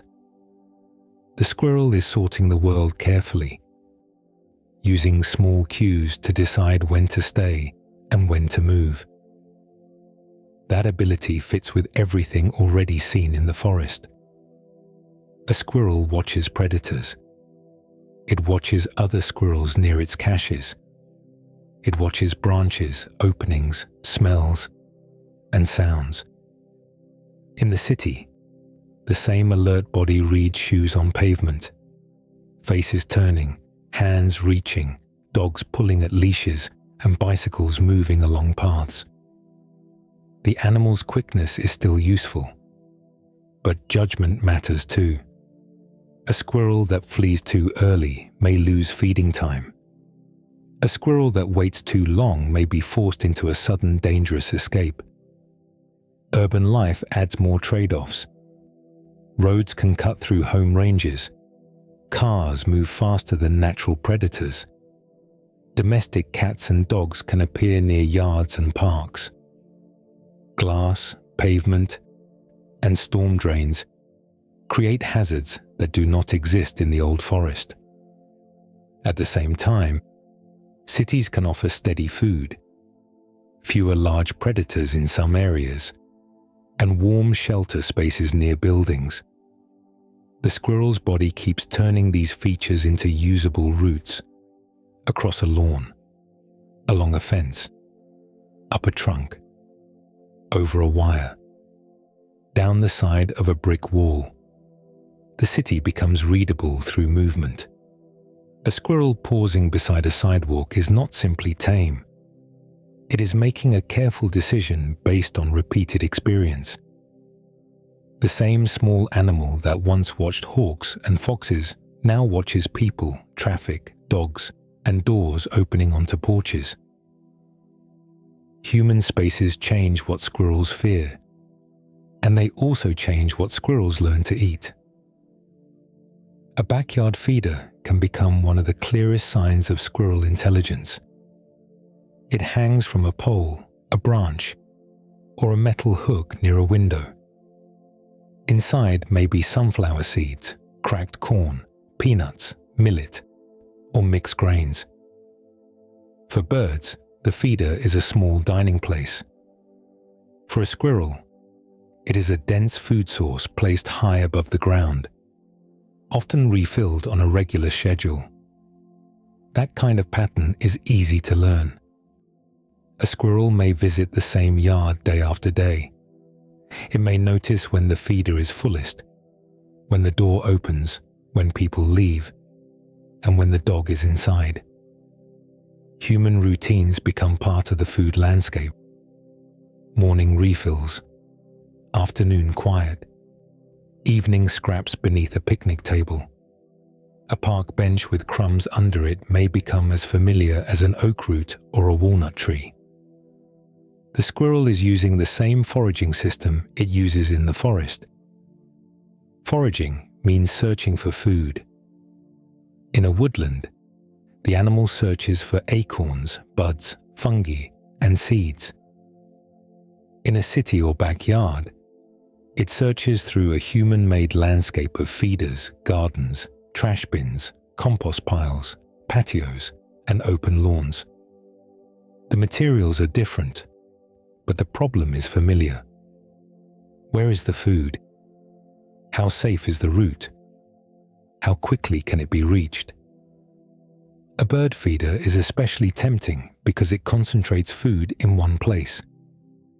In the forest, a squirrel may need to search under many trees. At a feeder, seeds and nuts are gathered into a container, often protected from rain and placed in the same spot for weeks or months. A squirrel that reaches it has found a steady reward. This is why feeder raiding can look so determined. The animal may climb a pole, leap from a branch, hang upside down, or test the feeder lid with its paws and teeth. Its curved claws help grip metal, wood, bark, and plastic edges. Its hind legs help it launch from a fence or railing.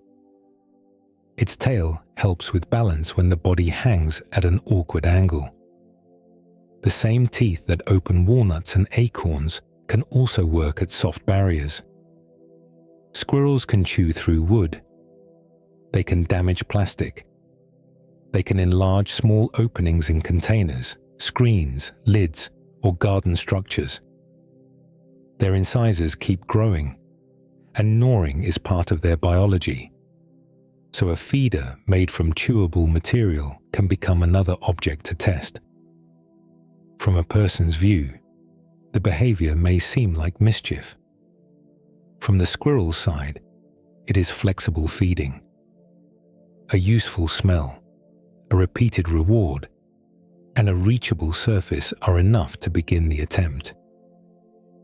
Gardens create similar opportunities. A squirrel may dig where bulbs have been planted. It may take tomatoes, berries, squash, corn, or newly planted seeds. Soft fruit provides water and sugar. Seeds provide energy. Young plant parts can be easier to chew than mature stems.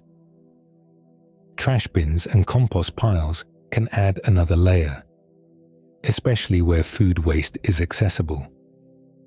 In cities, the animal's diet can widen in ways that are less healthy than its natural foods.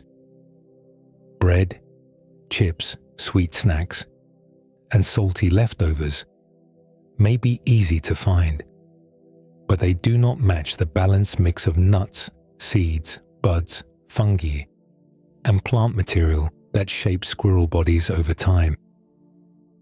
Easy food can also bring squirrels closer to people, pets, roads, and buildings.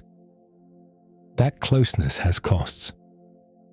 A squirrel crossing a street may face cars moving far faster than any fox or hawk. A yard with food may also hold dogs or cats. A porch, attic, or shed can offer shelter.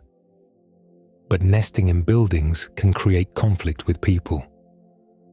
Chewed wires, damaged insulation, open vents, and stored food in unwanted places can turn a small animal's survival behavior into a human problem. The cleverness remains real. The consequences become more complicated. A squirrel that learns a feeder route is using memory. A squirrel that chews through a lid is using its teeth. A squirrel that waits until a yard is quiet is using risk judgment. The city and backyard bring old skills into new places. As long as the food is predictable, the animal will keep learning the pattern. When people feed squirrels, move them, or carry familiar species into unfamiliar lands, those same flexible traits can begin reaching beyond one yard or one park. A flexible animal can cross more than a fence line. With human help, it can cross oceans. A squirrel that belongs naturally in one forest can be carried into another landscape, where the trees, predators, diseases, and native animals have a different history. Eastern grey squirrels are native to eastern North America. Their original range includes hardwood forests, river valleys, parks, and wooded neighborhoods across parts of Canada and the United States. In those places, they evolved beside North American oaks, hickories, walnuts, beeches, hawks, foxes, snakes, and other animals that share the same long ecological background. Their habits fit that world. They store acorns. They climb broad-limbed trees. They use memory, teeth, and quick movement to survive familiar pressures. When eastern grey squirrels were brought into parts of Europe, especially Britain and Ireland, their story changed. Humans introduced them during the 1800s and early 1900s, often as ornamental animals for estates, parks, and private collections. At first, the idea may have seemed harmless. A lively grey squirrel in a garden looked charming. Its thick tail, bold movements, and ability to live near people made it easy to enjoy.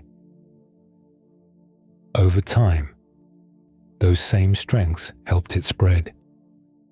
In Britain, grey squirrels became one of the main pressures on the native red squirrel, a smaller species with tufted ears and reddish fur.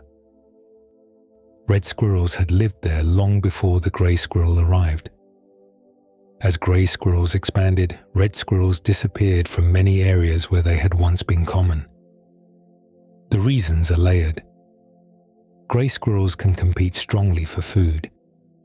They often use broadleaf woodlands well, especially places with oaks and other nut-bearing trees. They can digest some acorns more efficiently than red squirrels, which gives them an advantage in certain forests. They also adapt well to parks, gardens, and human-shaped landscapes, where food and nesting sites may be easier to find. Disease adds another pressure. Grey squirrels can carry squirrelpox virus. In many grey squirrels, the virus may cause little obvious harm. For red squirrels, the same virus can be much more serious and often deadly. This makes the grey squirrel's presence difficult for red squirrel populations because competition and disease can work together.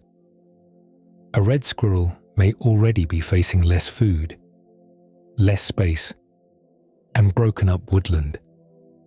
Disease can push a struggling population even farther down.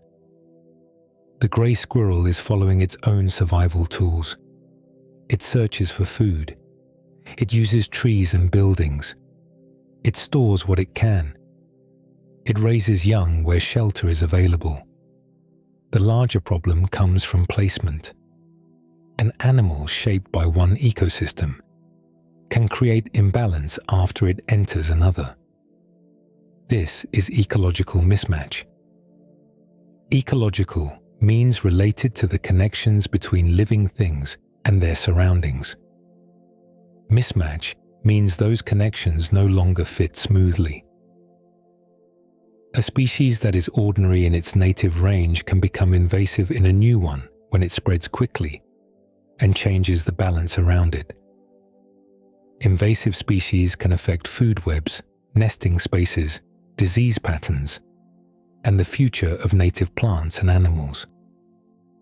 The word invasive can sound harsh, but the process is often a human-made result. People move animals deliberately or accidentally. Landscapes are changed by roads, farms, cities, and planted trees. Native species then meet new competitors under conditions they did not evolve with. For squirrels, this turns familiar traits into larger forces. Good memory helps them store food. Strong teeth help them use many materials. Boldness helps them live near humans. A flexible diet helps them survive in parks, gardens, and mixed woods. Those traits are useful in North America. In parts of Europe, they have helped grey squirrels spread through places where red squirrels now need careful conservation work. The same small animal can be a normal part of one forest and a disruptive arrival in another. Ecology often depends on where a life belongs, what surrounds it, and which relationships have had time to settle. By now, the squirrel has become more than a quick shape in the branches. Its movement, memory, feeding choices, and ability to adjust reveal a kind of intelligence that works through action. A squirrel pauses at the base of a tree before it moves. Its head turns slightly. Its paws rest close to its chest. Its tail holds a gentle curve behind the body. For a few seconds, the animal seems simple again, just a small shape between roots and bark. Then the older pattern returns. The claws are ready for the trunk. The teeth are ready for the shell. The body is ready to run, climb, stop, or vanish around the far side of the tree. Squirrel intelligence lives in these actions. It shows up in timing, movement, memory, and small choices repeated across a lifetime.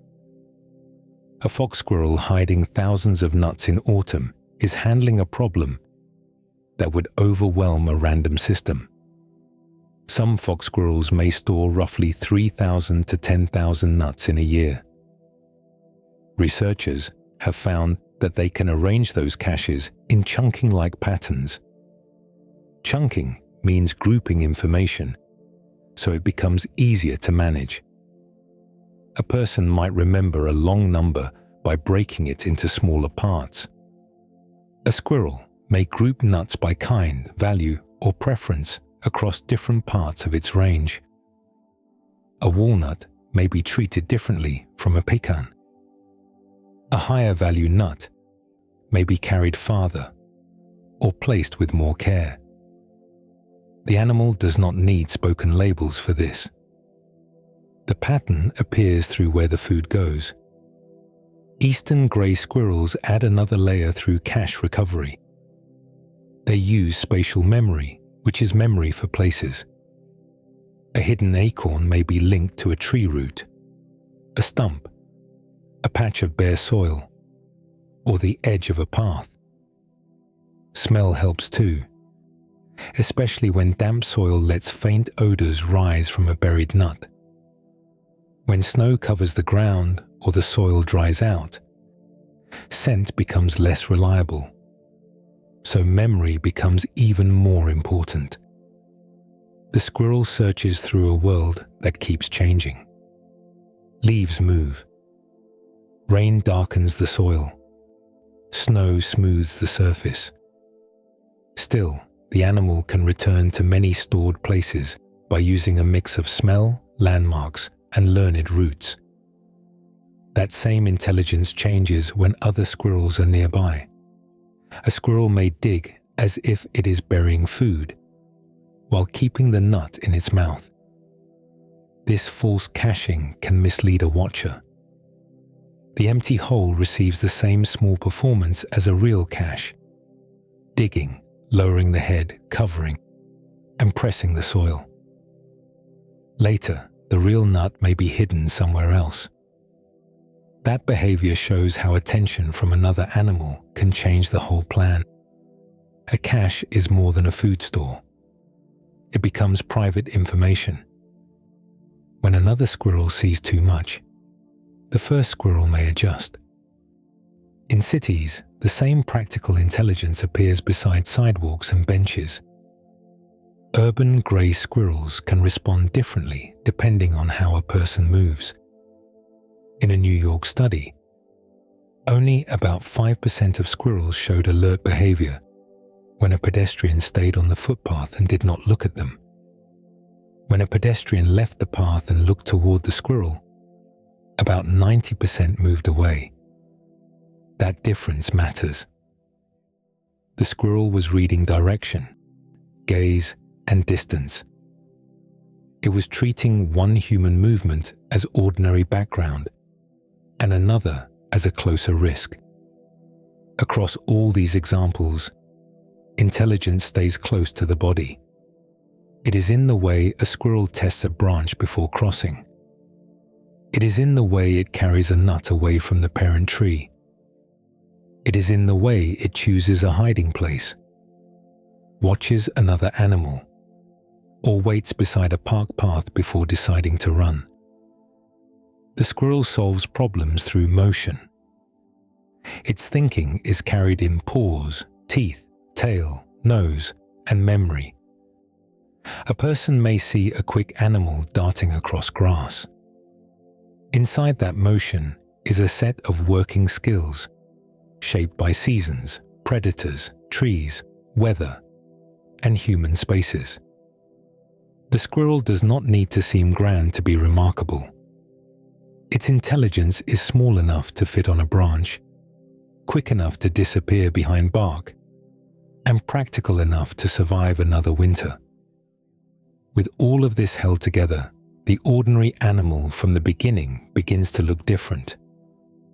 A squirrel on a fence or tree trunk can return to being familiar, while carrying a much larger story inside its quiet paws. The same squirrel may now sit along a branch in the soft edge of evening. Its paws hold a small piece of food. Its tail rests behind it, full and curved, ready to steady the body if the branch shifts. The scene feels ordinary again. A tree, a squirrel, a few leaves moving in the air. Yet the quiet animal carries many hidden systems at once. The tail that looks soft and decorative helps with balance, warning, warmth, and shade. The teeth inside its mouth keep growing through life, and every hard shell helps wear them into working shape. The claws that touch the bark can hold the animal against a trunk, guide it downward head first, or help it vanish around the far side of a tree when danger appears. A single squirrel is small, but its life touches many parts of the world around it. In autumn, it may carry an acorn away from the parent oak and bury it beneath soil and leaves. That act begins as a food store. If the squirrel returns, the acorn becomes winter energy. If another animal finds it, the food moves into a different body.